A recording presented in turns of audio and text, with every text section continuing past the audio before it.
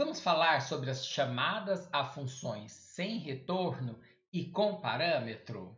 Bom, lembrando que parâmetros são dados que são enviados para uma função de tal forma que funcionem como dados de entrada. Então, são dados necessários da função para que ela realize o seu processamento, né? Então, a isso nós chamamos de parâmetros. Bom, então vamos considerar o seguinte código para aprofundar esse conhecimento do fluxo de execução com uma chamada de rotina com parâmetros e sem retorno. Bom, considere a seguinte código, né, em que nós declaramos na linha 4 uma função, né, sem retorno, logo ela é void, né, ela não retorna nenhum valor, e de nome imprimir intervalo de 1 a n. E ela vai receber um parâmetro, que é este número n. Né? E o parâmetro eu dei o nome de número, por isso que eu declarei int número, visto que ele vai precisar ser um número inteiro. E né, nós encontramos o abre chaves na linha 4 e o fecha chaves na linha 11, que então são as linhas que abrem e fecham o corpo de instruções, né, o bloco de instruções dessa função imprimir intervalo de 1 a n. Bom, e na linha 3, nós encontramos a função main. Nós temos o abre chaves, né, começa na linha 3 e se encerra o bloco de instruções, ou seja, com fecha chaves, na linha 18. Né? E na linha 17, nós temos a chamada, a invocação a essa rotina de imprimir intervalo de 1 a n. Né? Bom, e como nós precisamos chamar, né, essa rotina, e essa rotina tem um parâmetro, nós passamos aqui, no caso, uma variável, né, chamada desta rotina. Bom, mas antes disso, nós queremos saber do usuário quem é este número n. Então, eu coloquei na linha 15 um printf, que solicita ao usuário, né, que informa ao usuário, olha, digite um número. E na linha 16, um scanf, para ler o número digitado pelo usuário. Então, o nosso programa ele vai começar na linha de execução, na linha número 13, onde começa a declaração da função main.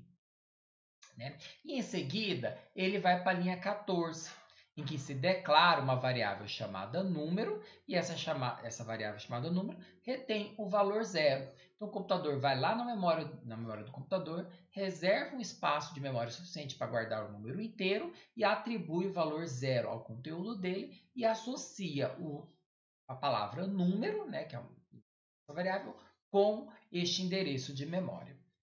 Em seguida, ele vai para a linha 15, em que o printf é a chamada de uma função que solicita a impressão na tela do usuário da frase digite um número.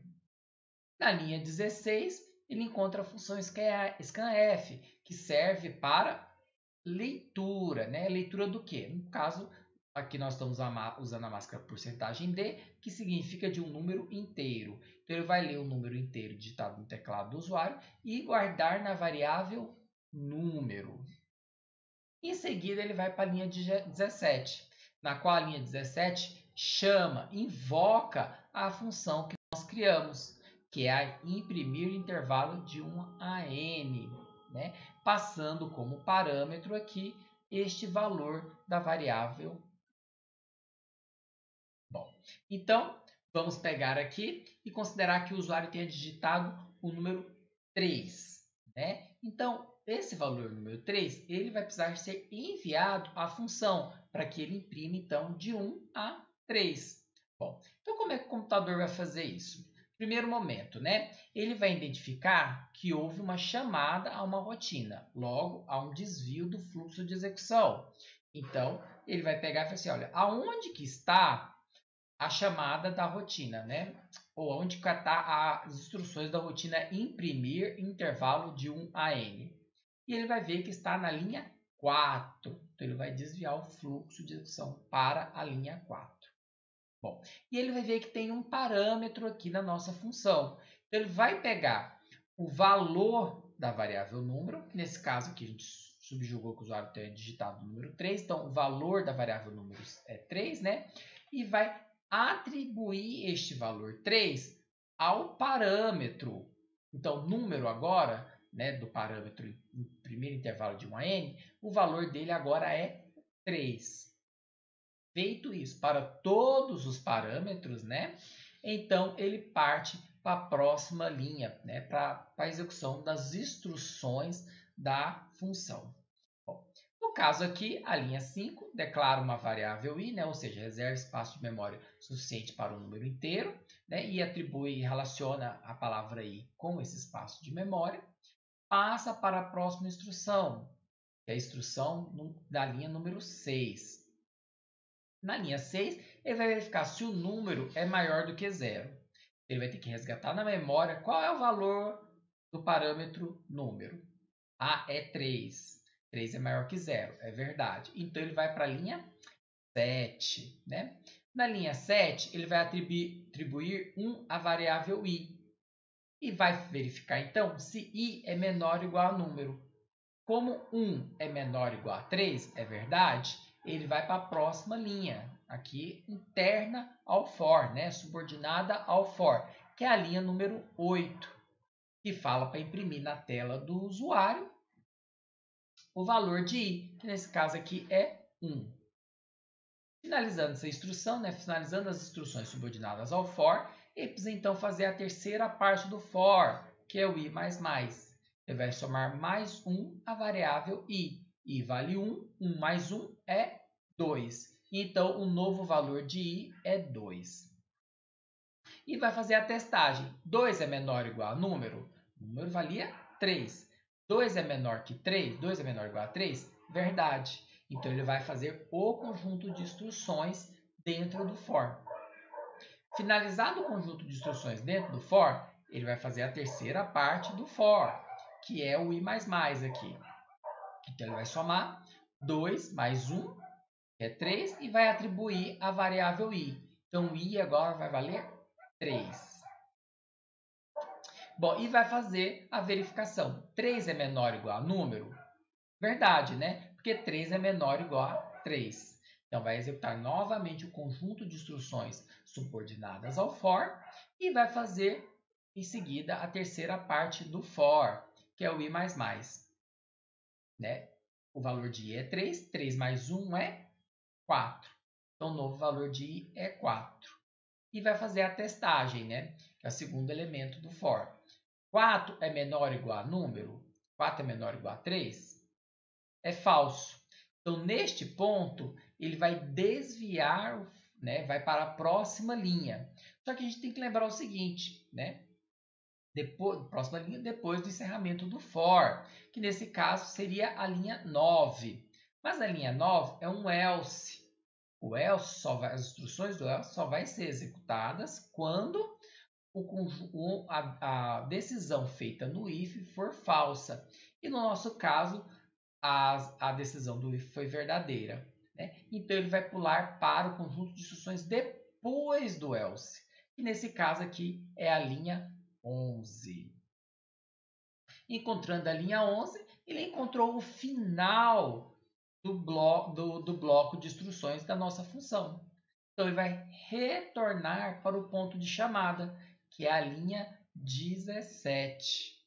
Como ele executou a chamada da linha 17, é a única coisa que tem aí é a chamada, então ele vai para a linha 18. A linha 18 é o bloco de instruções, o final do bloco de instruções da função main.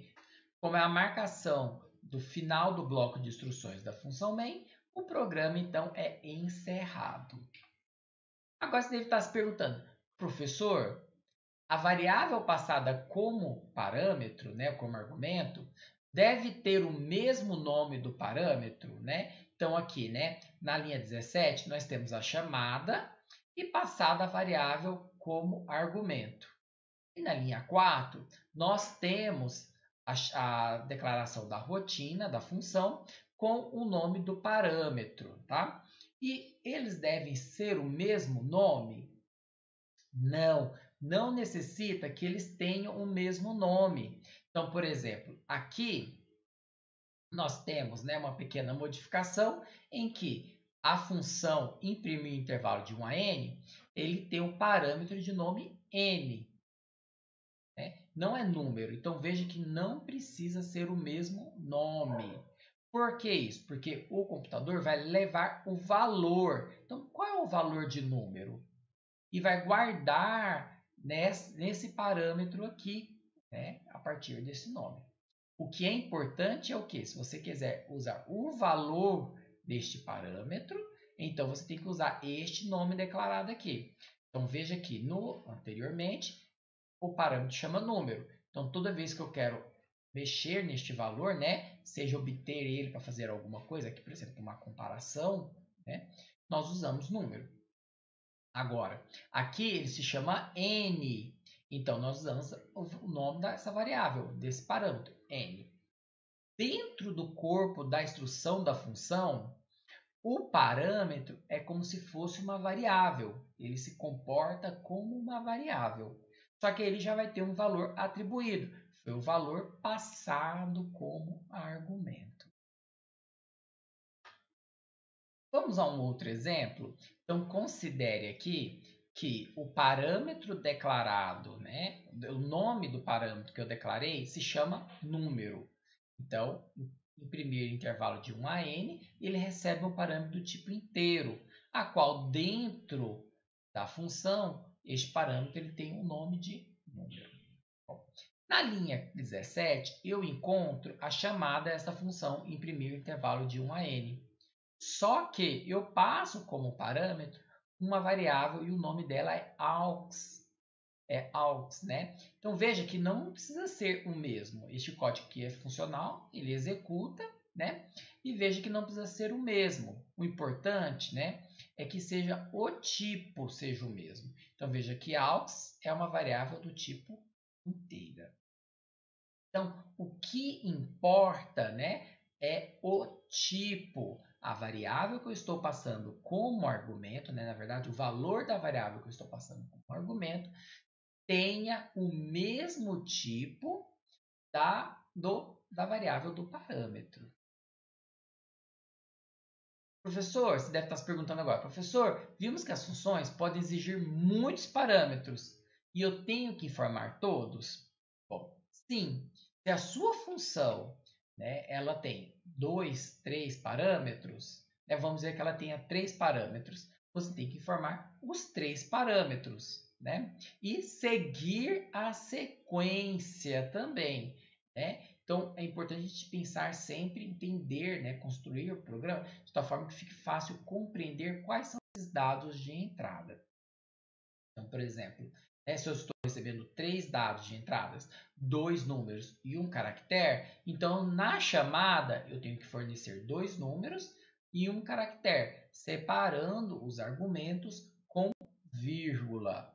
Então, você deve respeitar sim a quantidade de parâmetros, né? Então, o número de argumentos deve ser igual à quantidade de parâmetros. E o tipo dos argumentos na sequência deve ser igual ao tipo dos parâmetros na sequência.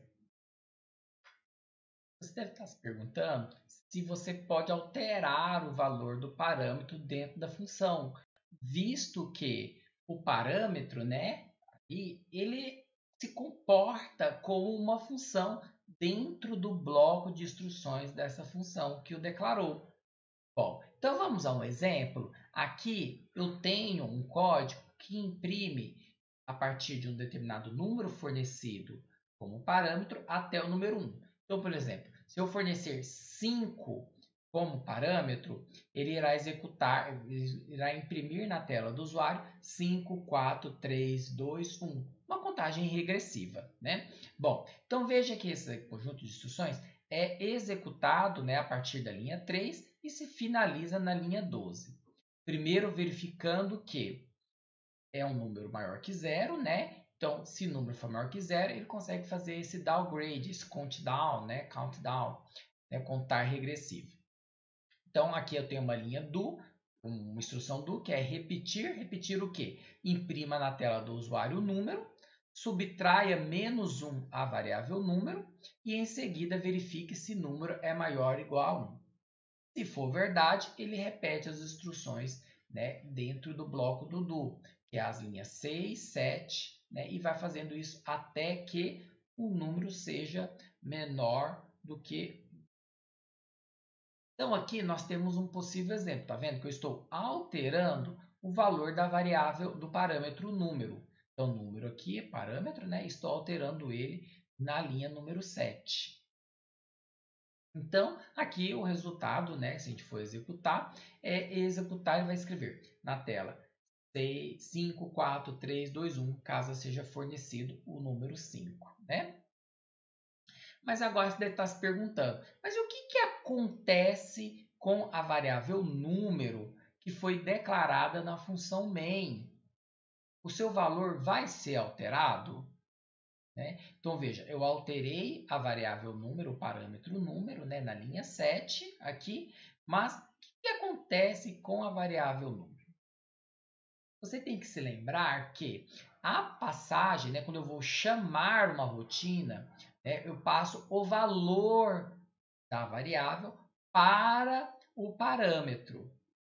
Né? Assim, qualquer mudança na variável, no parâmetro, não altera na variável passada como argumento. Ou seja, a mudança aqui no número da função não resulta na alteração do número da função main. Só para a gente ter uma ideia, eu coloquei esse printf aqui, né, em que ele imprime o valor de número. E olha o resultado. Então, olha, executou a instrução, pediu para digitar o número e leu. Aí eu digitei o número 6. Aí ele vai chamar de imprimir o intervalo de n a 1. Então, ele vai imprimir 6, 5, 4, 3, 2, 1, que é esse conjunto de instruções aqui. E ele está alterando o parâmetro número, subtraindo. Então, ao final aqui da nossa rotina, da nossa função, o valor de número é 0, porque ele saiu deste laço. Como encerrou-se aqui, né, e esse parâmetro ele está definido para essa função, logo, esse parâmetro aqui só existe dentro do corpo dessa função, ao retornar aqui, o valor da variável número declarada na função main não vai ser alterado. Né? Então, o valor de número vai permanecer o número 6, que é o valor que era da variável antes da chamada. Bom, espero que você tenha compreendido. Então, é sempre passado o valor da variável, nunca a variável. Aqui na declaração padrão da linguagem C. Mas tem como passarmos a variável de tal forma que permita que a função altere o valor, né, da variável passada como argumento. E isso a gente chama de passagem por referência, que iremos ver em breve. Bom, e agora vamos a um outro ponto. Você deve ter parado, né, que em determinados momentos nós interrompemos dentro da função a execução daquela função para retornar ao ponto de chamada. Né? E para isso, nós utilizamos a palavra reservada return. Então, return ele serve para indicar, olha, encerrei a execução da minha função, retorne ao ponto de chamada, continue a executar a partir do ponto da chamada desta rotina. Então, vamos a um exemplo. Né? Nós temos aqui a nossa função de imprimir intervalo de 1 a n. Né? Então, eu tenho o if aqui, o for, né, e o else, conforme a gente viu durante essa videoaula. Mas eu posso escrever de uma outra forma. Tá? Eu posso primeiro, em vez de verificar se ele é maior, eu posso verificar se o número é menor ou igual a 0. Se for, eu posso colocar na tela do usuário, olha, o número fornecido deve ser igual ou maior que 1 e return. Quando ele encontrar este return, então, por exemplo, se o número que digitei foi -6, -6 é menor ou igual a 0? Verdade. Então, ele vai escrever na tela do usuário o número deve ser maior que 1 e return significa, então, pare de executar essa função e retorne ao ponto de chamada, que aqui no caso era a linha 18. Então, entendeu? Então, a gente pode usar a palavra return para falar olha, parou de executar essa função e retorne à linha de chamada, tá?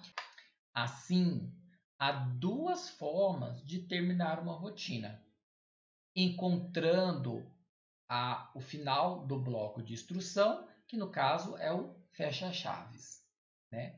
Ou então, ao executar a instrução, né, a palavra-chave return. Então, são essas duas formas que nós podemos encerrar uma rotina. Bom, agora você deve estar se perguntando, professor, então a palavra-chave return não precisa estar necessariamente no fim do bloco de instruções? Né? Porque em alguns casos que nós vimos nesse vídeo, o return ele vinha uma linha antes do fecha-chaves que encerrava o bloco de instruções.